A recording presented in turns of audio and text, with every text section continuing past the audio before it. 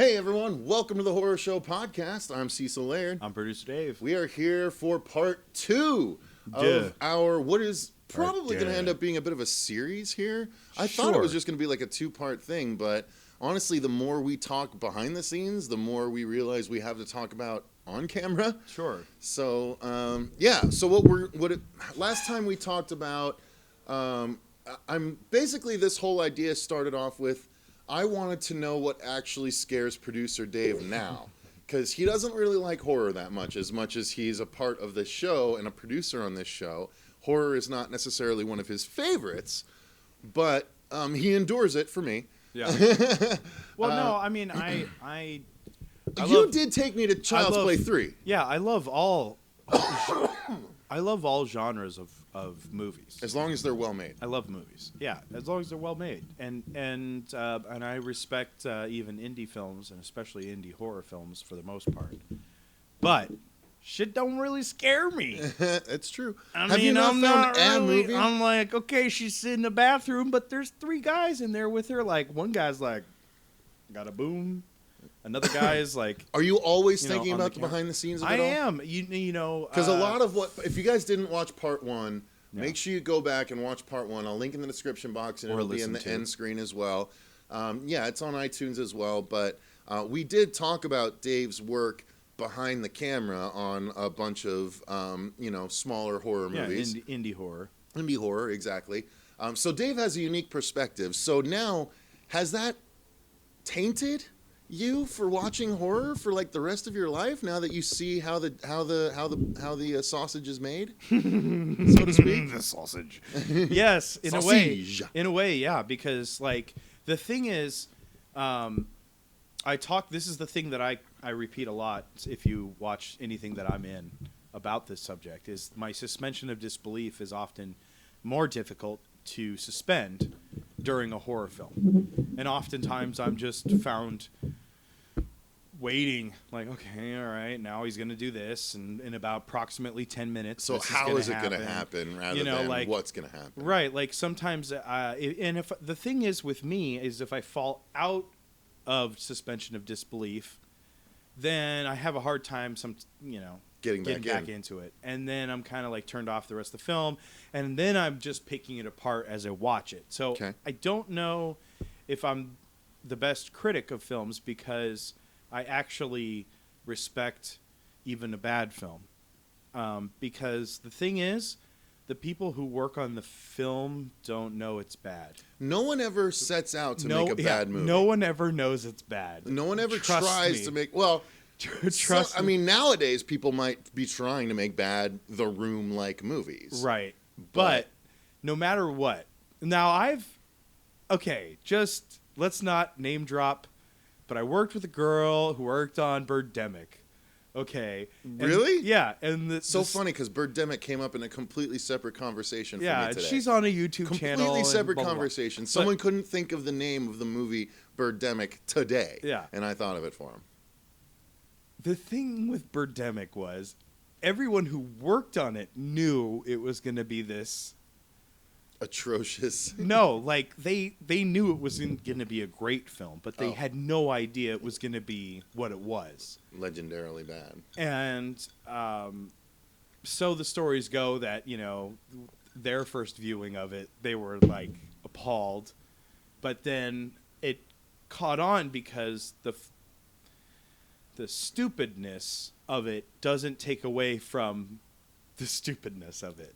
So like, we know we're going to watch a stupid indie horror film that's got the plot that we've all seen 100 times before. It's, it doesn't even have a creative vehicle for the killers or anything like that. Like, we're just going to watch this run-of-the-mill horror film.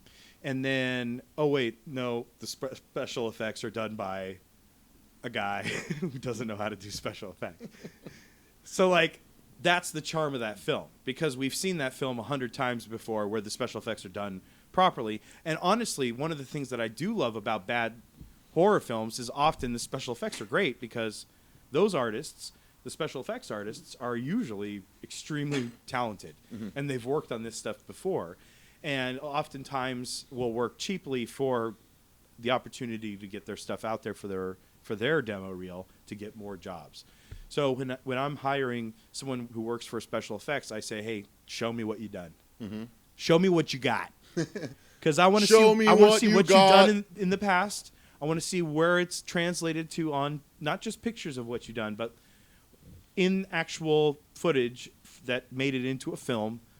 And that film, whether or not it got distribution, is irrelevant because your work is a testament to your contribution to that project. Long story short, I love the craft of making movies, and I respect anyone, especially indie horror guys, who they somehow finagle a way to make a movie. They get Canadian funding or however they however they get their way. There's been a bunch that I've thoroughly enjoyed. And so I can't say I don't dislike the genre. I'm just not preferential to it. I'm not going to spend my money. If I have $20 to see 7 different types of genre movies, I'm not going to see a horror film. Unless it's, something that really has piqued my interest. Like The Quietening. A Quiet Place. The Quiet Place. Yeah. Well, you didn't see that in the theater with us. You watched that here after I bought it, right? Shh. I love that movie so much. You got to get right up on the mic. Okay, yeah, I got you. Get right up on the mic. I hear you. Yeah. I love that movie so much. You only watched it once, though. I know, but it was such a great concept. That's the thing. It was executed well. Get your hand off this thing. All right, we can back off. Right here. We're not actually being hunted by scary sound monsters. No, we've seen the light thing. We've seen everything. Like, it was just the next step in horror, great horror film. It's interesting you bring up a horror movie from 2018 because I happen to have gone and acquired some films from 2018. There you go. Segue. This is I wanted to do this. I was going to basically do this with Dave off camera, and then I'm like, well, let's just do it on camera. All right. I went and made some Black Friday purchases. I'm going to do a separate Black Friday purchase video, but this is just to go through and show Dave what I got. All right. Because Dave hasn't seen some movies, and I haven't seen some movies. Yeah, that's true. And if he has seen some of these movies, they've been in very low quality. Possibly. So with people walking in front of it literally. Often. Well, it's the theater experience. What can I say? Sure. In 480p. We'll call it that. In 480p on my phone. So, guys, and this is not, forgive me, this is not a braggadocious thing. This is something that I literally have been saving up months to be able to do. I haven't been able to afford to get movies for a little while, and my new job has picked up in the last couple of months, so I started saving. I was like, Black Friday, I'll catch up on everything. So, Black Friday, I caught up on some stuff. Sponsored by Best Buy. Hey, Best Buy, we're looking at you right now. Absolutely. Send us some, we need some gigabytes, actually. So what I'm going to do some is RAM? I separated everything, and I'll go through them as I did, because not everything is horror, but it is all at least worth mentioning. So just real quick, Dave. You know what? Hang on something. Okay. I didn't get Horrific Harry a mic, and I feel like that's a great joke that we missed out on. That's all right. That if someone would have picked up in the comments, honestly, when we did that, someone in the comments goes, "Hey, I love that Horrific Harry has a mic." When we did that during a commentary, I didn't even bother doing another voice for him, so it's okay. It's all right. Okay. We can do that at some point. Yeah. So there's a couple movies even I haven't seen yet. Right. One of them is Teen Titans Go to the movies. There's a Teen Titans Go series going right now, and the funny thing about this is the Justice League show up, and Nicolas Cage plays Superman. All right. So that's going to be fun. I did not get to watch the Lego Ninjago movie, so I picked up the Lego Ninjago movie. I watched Lego movie and Lego Batman movie, but I haven't seen this one yet. All right. Incredibles 2 is a must-have for most people. All right. Pick that up. And then this is one that I actually did a full review on the channel. This is Constantine, City of Demons. All right. I had to pick that up. All right. And, of course, I picked up the forerunner for that, which was Justice League Dark. Wow, this is like the Cartoon Network right now. Indeed. Well, this is the cartoon section. Okay. Oh, my God. Yep, this is the animated section of my pickups. This is the cartoon pickups. genre. Yep. And then Despicable Me 3. Okay, I definitely want to watch that one. Only $4. Yeah. Especially at $4. How could I not? I have the first two. Including the mini movie? Oh my God. No, and the fun thing about this is that Trey Parker plays the bad guy. Right. And it's hilarious. Yeah, he's fantastic. And I definitely want to see this last one. And the last one that I got is one that I only saw in the theater. I haven't picked it up yet on Blu-ray, so this was the perfect time, was Coco, which deals with after death. So that's kind of horror adjacent. Horror adjacent? Horror adjacent. Adjacent. Adjacent. Adjacent. Adjacent. Horror adjacent. All right. Now, here we go. So next up we have the non-horror action and other movies. Mm-hmm. The first couple I haven't seen yet. Mm-hmm. Well, one of which... I'll just start with these two. The first is they had the original Super Troopers on sale for $4. Mm-hmm. Love that movie. Great movie. You are freaking out, man. Bittering Ann. They also had, bam, Super Troopers 2 for excellent. $4. $4. So I got both Super Troopers movies for $4 each, $8 total. I haven't even seen part 2 yet. Excited to watch that. I don't really watch comedies that much, but I've been wanting to see that. Another movie I haven't seen yet, but I've been wanting to because I love the director, Edgar Wright. Mm-hmm. Scott Pilgrim vs. the World, Shaun of the Dead, At World's End, all those. His most recent feature, Baby Driver. Oh, you haven't seen that? I have not seen that. It's good. Yeah, I've heard it's great. Well, of course, I'm going to watch a heist movie.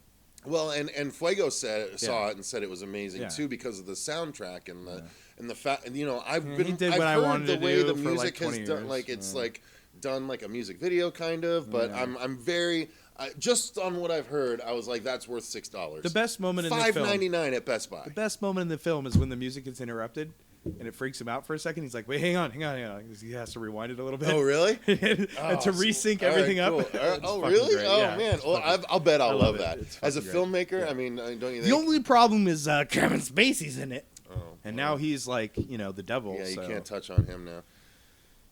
Not like he touched on other people. Anyway, moving right along. That was a podcast story, right? Like my first Hollywood story was about Kevin Spacey. I didn't hear that. No, like literally the first story I ever heard behind the scenes about anybody was about Kevin Spacey. Tell this story. Should I? It's a behind the scenes story. You're not supposed to tell these stories in public. Who cares?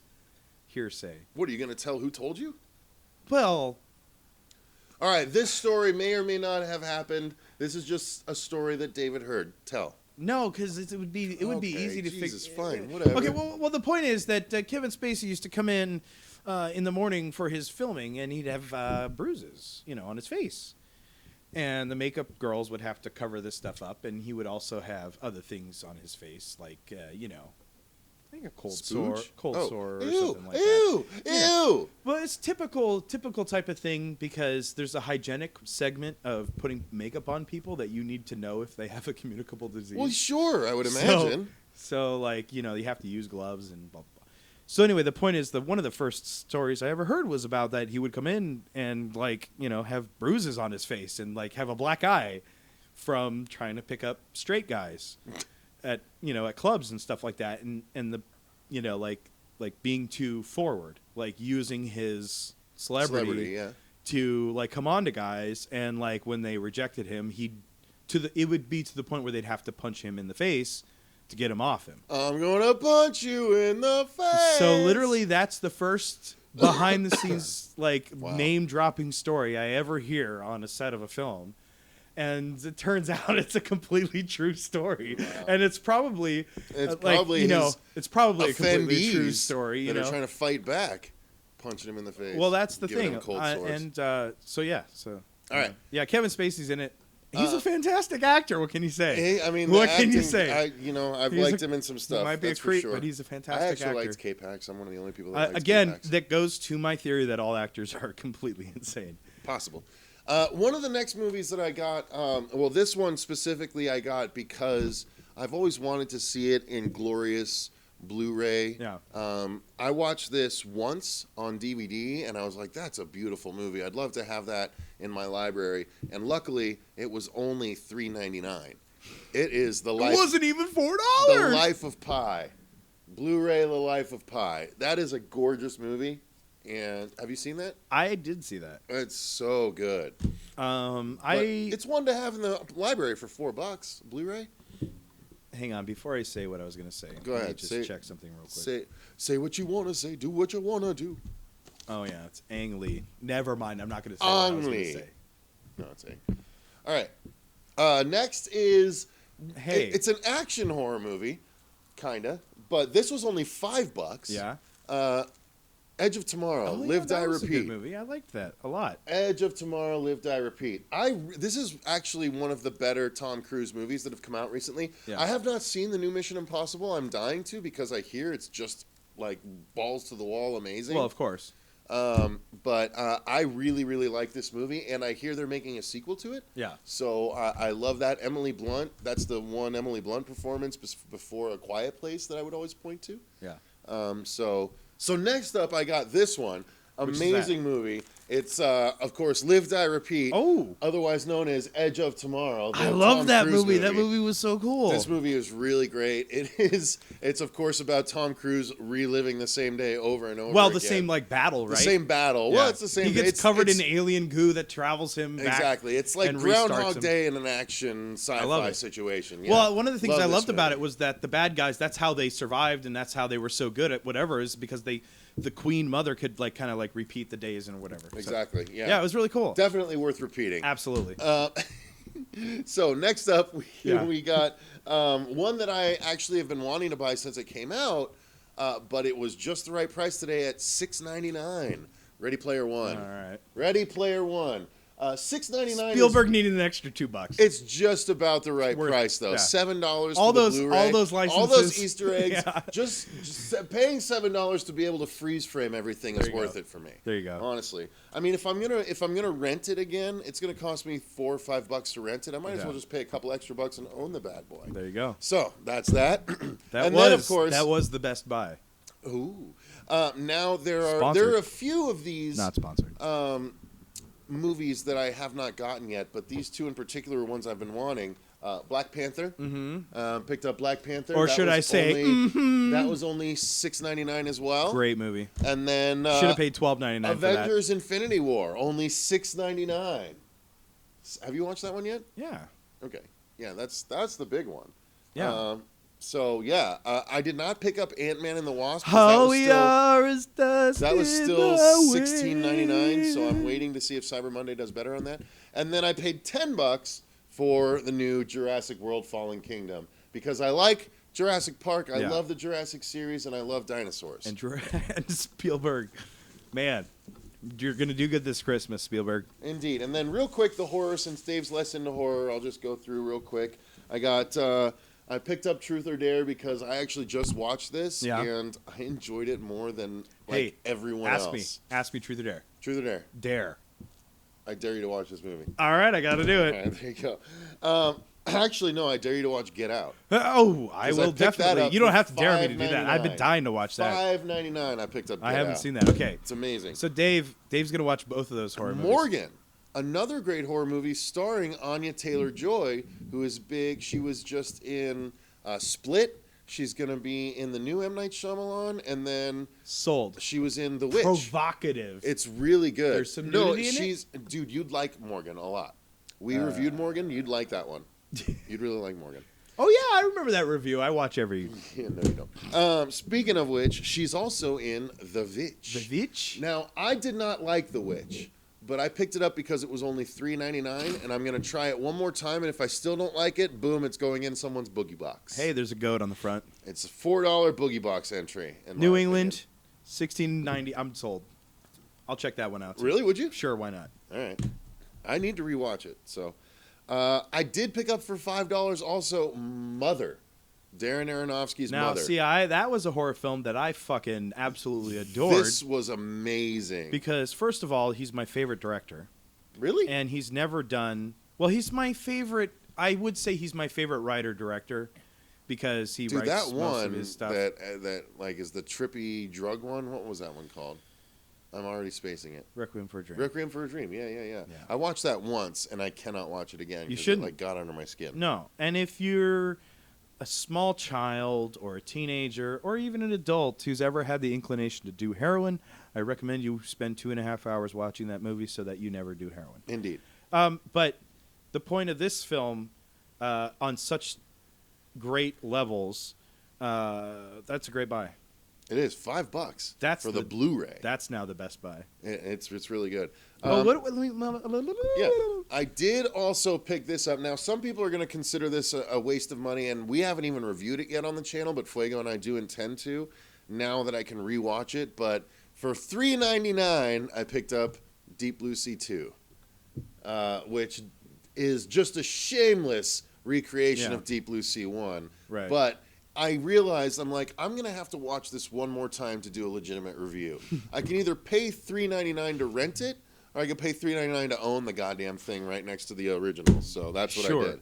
Well, and the truth is, you want a Deep Blue Sea 3, so you buy the Blu-ray of Deep Blue Sea 2. I guess, yeah. And then, I would like to be in control of Deep Blue Sea 3. The studio made their money. The studio made their money. Yeah. When you pay $4, you got that. They paid their money. Yeah. Best Buy is the one losing out. That's fine. So $4. It's worth $4. Absolutely worth $4. I also picked up this for $7.99, an $8 purchase. The price is right. Annihilation. The new Natalie I did Portman. Enjoy that. This was really good. We saw that in the theater. Right? We did. Yeah, I was not a fan of the rainbow suited alien at the end. Yeah. But I really liked the movie otherwise, and I thought $8 is worthwhile for that. Yeah. And then last but not least, I actually picked this up from my local House of the Used. Mm-hmm. We watched this and we reviewed it, but we did not watch it in 3D, and I was able to get my hands on Found Footage 3D, which is a found footage 3D movie that actually comes with 3D glasses, and it's an old school red and green 3D. Audible sigh. Fair enough. Let me see it. All right. Now here's the thing, ladies and gentlemen of the audience. Sigh. The horror show files. What the hell did you call it? Horror shites. The horror shites. Oh, I like that. The horror shite. Hey, horror shites. Listen. I don't know if we really want to call you guys horror shites. It's just your horror show-ites. The horror show-ites. And your horror shites. The horror shiites. No, that's no. Let's not do that at all. The horror shites. No, okay. The horror shites. Here's the thing. If the indie horror film looks like camcorder footage in the first 5 minutes, I'm oftentimes reminiscent to watch the whole film. That being said, reminiscent? You mean more likely to? Well, just kind of transitioning back into the genres of found footage we kind of talked about in the last podcast. No. We didn't talk about found footage. Oh, we were going into found footage. But that's a great segue, Dave. Well, let's get into found footage as the next. I was going. Perfect. So here's the deal. Subgenre we're going to talk about. Here's the deal. Because we talked about on the previous podcast, we talked about paranormal and we talked about torture porn. So let's get into found footage. Both of which I'm not too big a fan of, but I can appreciate good ones. But found footage is which is going to be a repeating theme. God damn, I'm such a good host. I segued without even realizing. Well, I technically segued. Fair enough. But, that's fine. You can take the point. credit. I got it. That's what a good producer does. That's the direction. I mean, you didn't really do it in a good producer way because you drew attention to it, but whatever. Well, there you go. So that's why I prefer to be behind the camera. So the point being that found footage is one of those genres that came onto the stage as it's a new media genre. Now, there are examples of found footage in films. Cannibal Holocaust in the 70s, but Blair Witch is what popularized it widely. And it was what made me appreciate certain aspects. But there's two different kinds of found footage, in my opinion. There is the Blair Witch found footage, and then there's the Paranormal Activity found footage. No, those are the exact same. Those are, you know why? And I'm going to tell you why. I'm talking about fixed angle found footage. Well, no. I'm going to tell you. Fixed angle found footage versus camcorder found footage. No, I'm going to tell you why those are the two are the same. Because those are the originals, the original Paranormal Activity and the original Blair Witch are one guy or a couple of people working on a small, little, tiny independent film. Like $30,000 budget. $10,000. $10,000. Well, $10,000 budget, supposedly. Right. Yeah. Supposedly. So look, Sweet was only $2,000. Yeah, we could have made Blair Witch with a Sweet budget. No, that's not true. Maybe. 5 times the Sweet budget. We could have made Blair Witch for 5 times the Sweet budget. Here's what I'm going to say.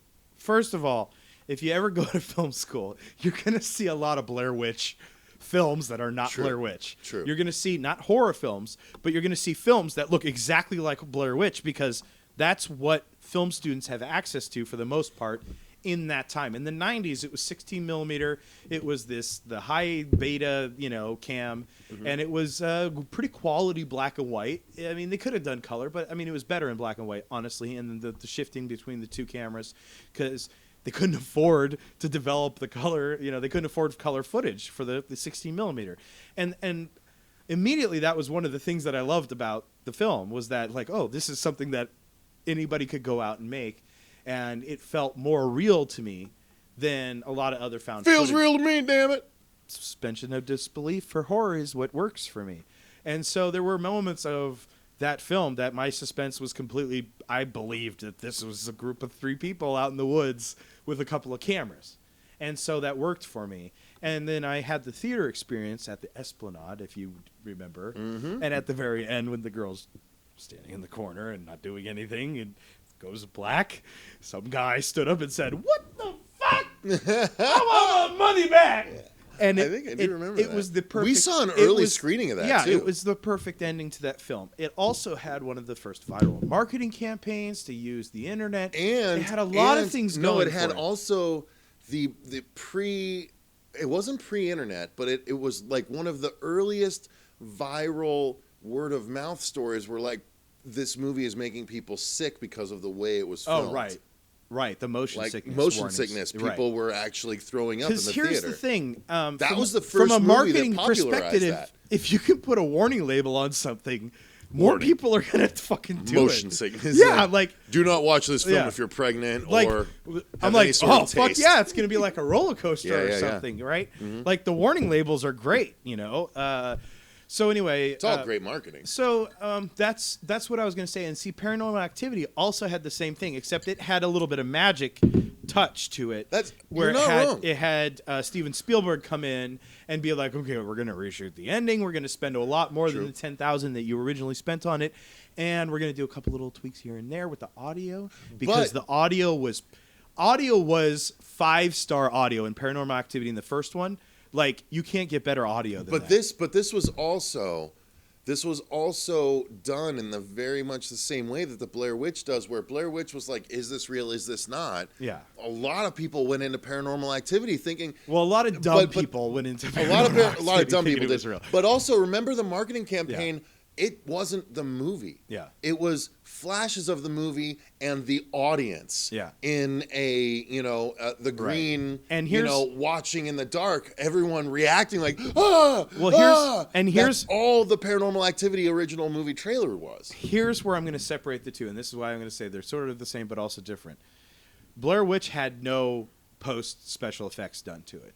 Like, literally everything that you see is what they shot in camera. Yeah. And there was no, actual footage of them, like a ghost.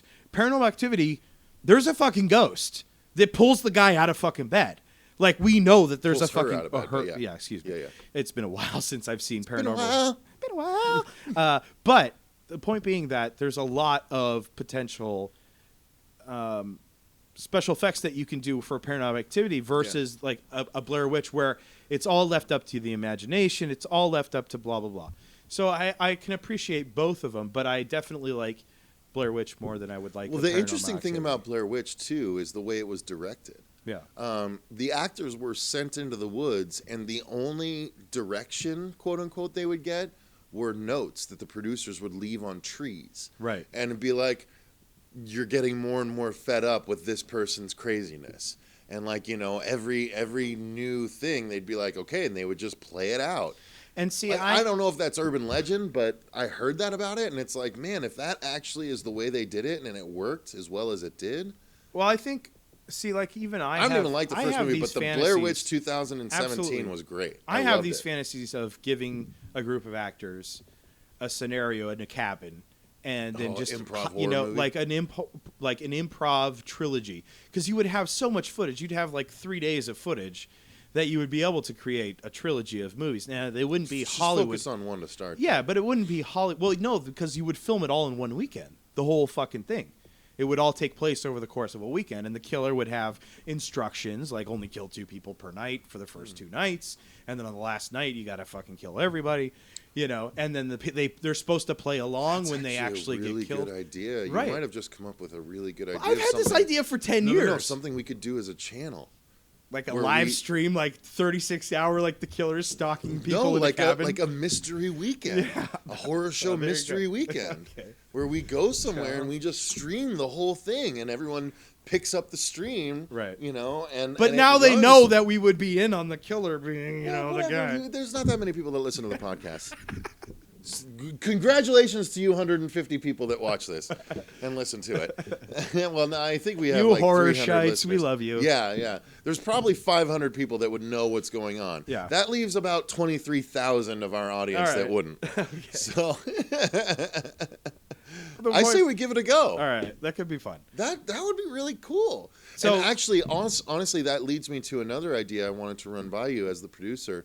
An idea that Susie was putting out on our thread.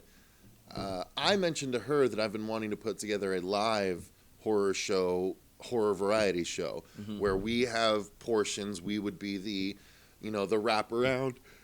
Excuse me. Yeah, the show sounds boring already. Yeah, I know. No, we would be the wraparound, as it were, and then we would do segments. Yeah. Right. We could do a review. We could do the news.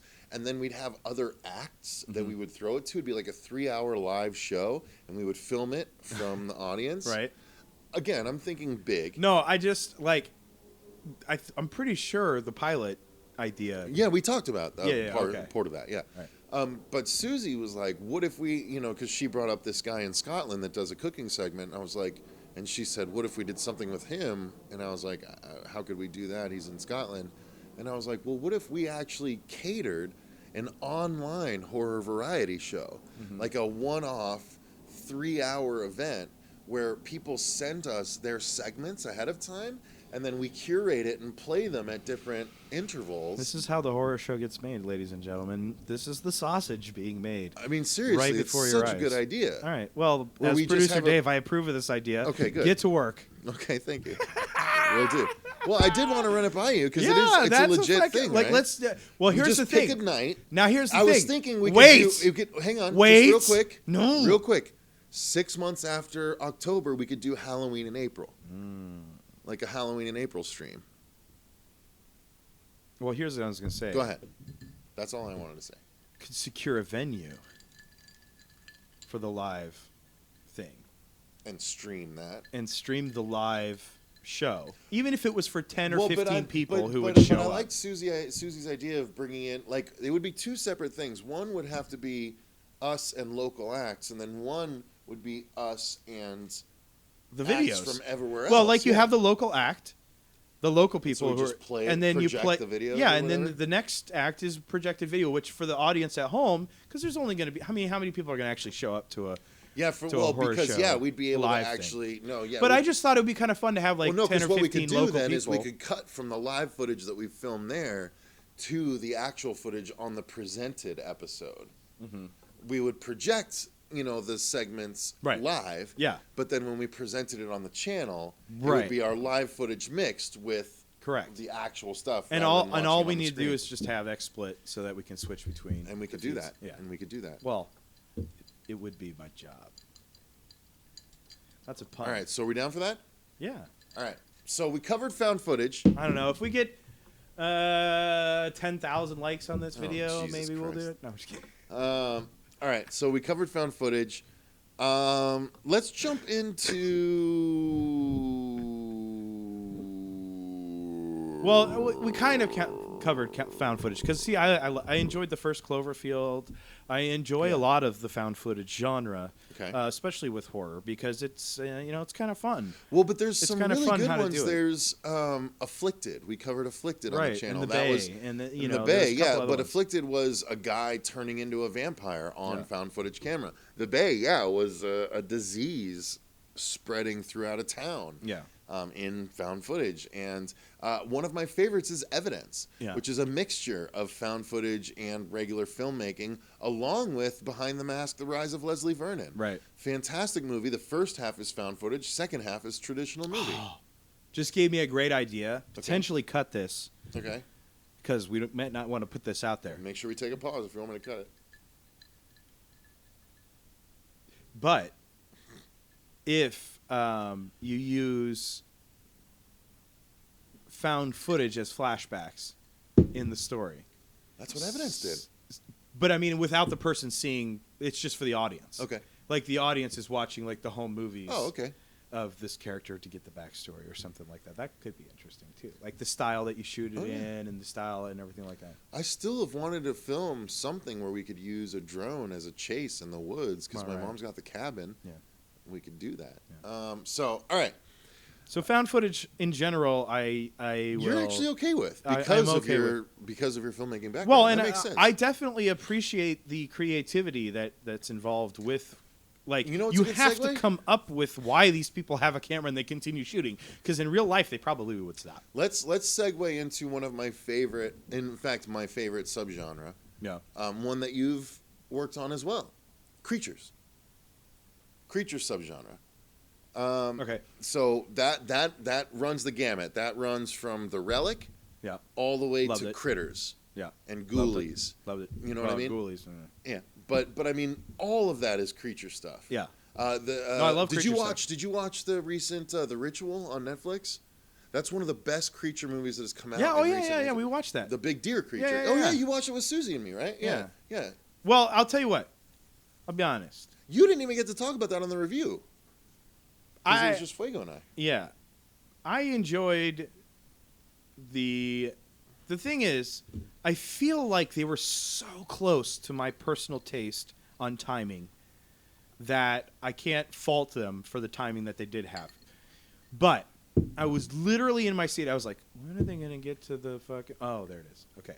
So you know what I mean? Like, it was that kind of like, I was just getting bored when they got to the but thing. the creature design was so unique. It was cool. But in my eyes, like... in my taste of films...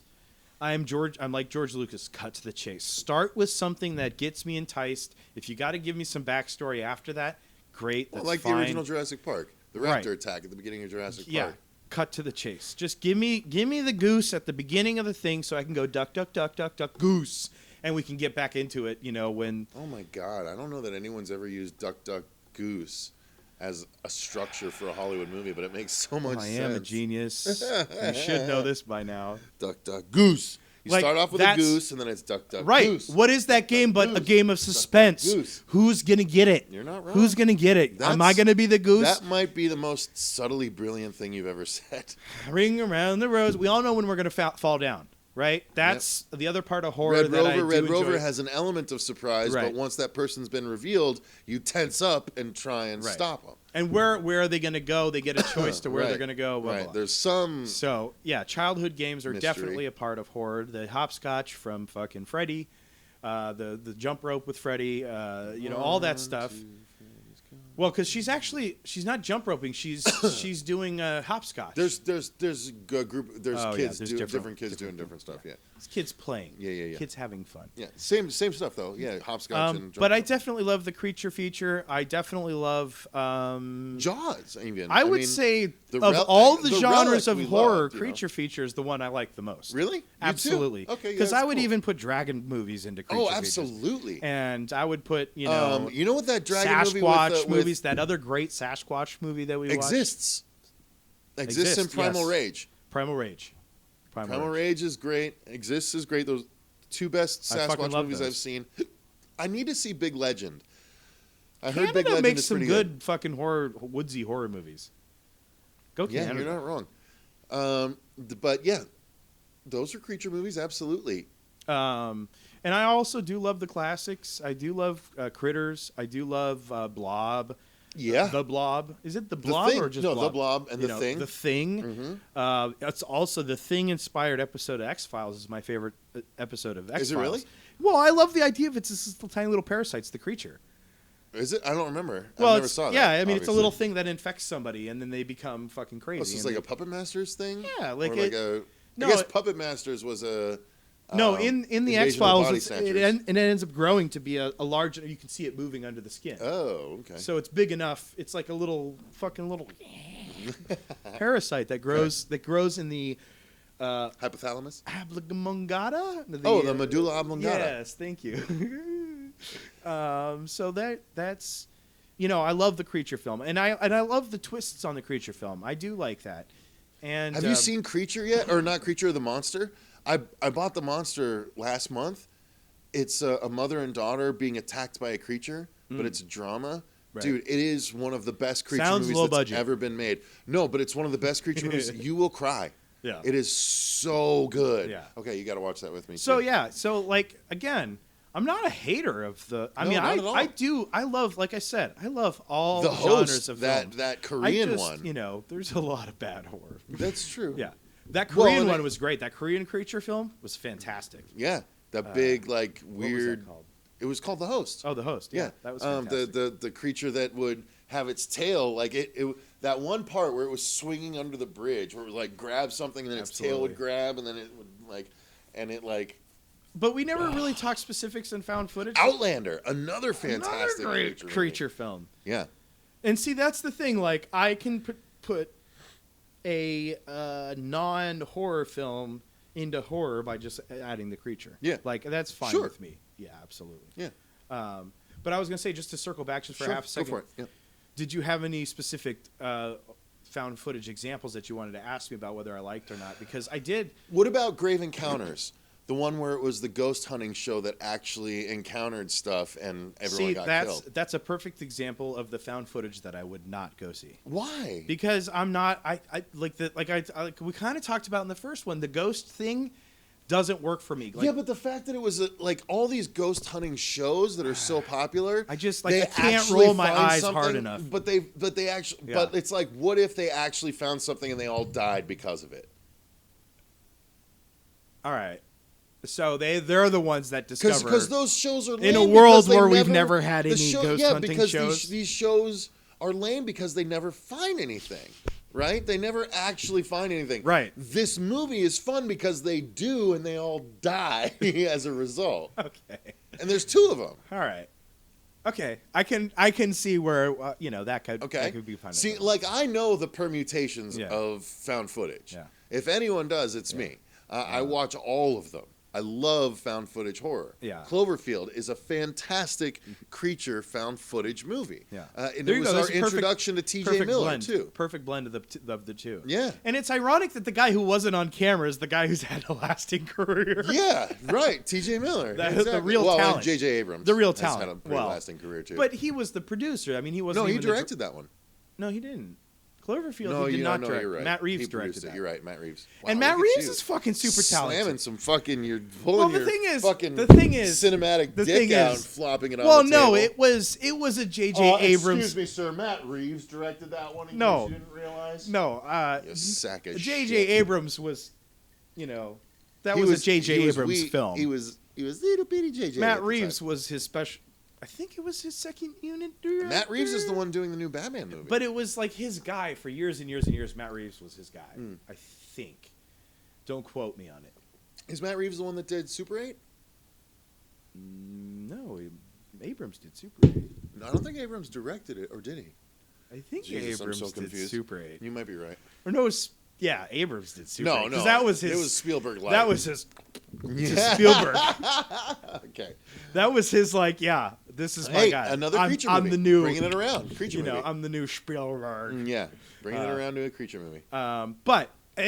Hey, that's another great example. I love that film. Mm-hmm. I mean, and that wasn't necessarily found footage, but it had elements of found footage in it. So I loved that, and like Echo, what was the superpower movie? Chronicle. God, I liked all those. Yes. There was a time travel one. The time travel one I really enjoyed because for some stupid reason I love time travel movies. That one is Time Crimes.